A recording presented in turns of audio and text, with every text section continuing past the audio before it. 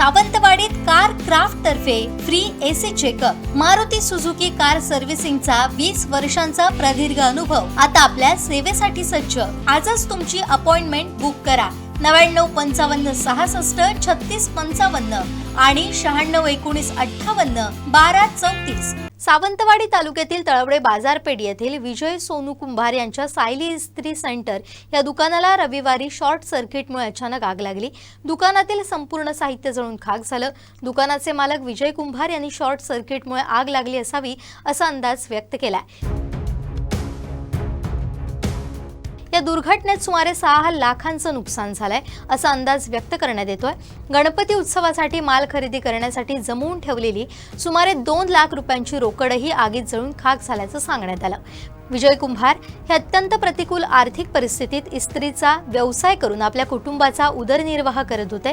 पत्नीच्या आजारपणासह अनेक संकटांचा सामना करत त्यांनी हा व्यवसाय उभा केला होता। मात्र अचानक लागलेल्या आगीमुळे त्यांच्या कुटुंबाच्या उदरनिर्वाहाचं एकमेव साधनच उद्ध्वस्त झालं। सोमवारी सकाळी दुकानावर आल्यानंतर दुकानाला आग लागल्याचं त्यांच्या निदर्शनास आलं। तात्काळ पाण्याचा मारा करून आग विझवण्यात आली। मात्र तोपर्यंत दुकानातील इस्त्रीसाठी आलेले कपडे, विविध वस्तू, फर्निचर, इतर साहित्य पूर्णपणे जळून गेलं। गणपती उत्सवाच्या पार्श्वभूमीवर ग्राहकांसाठी आवश्यक कपडे, इतर साहित्य खरेदी करण्यासाठी कुंभार यांनी पैशांची जमवाजमव केली होती। मात्र रात्रीच्या आगीनं त्यांचं मोठं नुकसान झालंय। व्यवसायातील सुमारे 6 लाखांचं साहित्य, जमवून ठेवलेली 2 लाखांची रोकड जळाल्यानं कुंभार कुटुंबावर मोठं आर्थिक संकट ओढवलंय। सुदैवानं दुकानालगत असलेल्या इतर दुकानांना आगीचा फटका बसला नाही।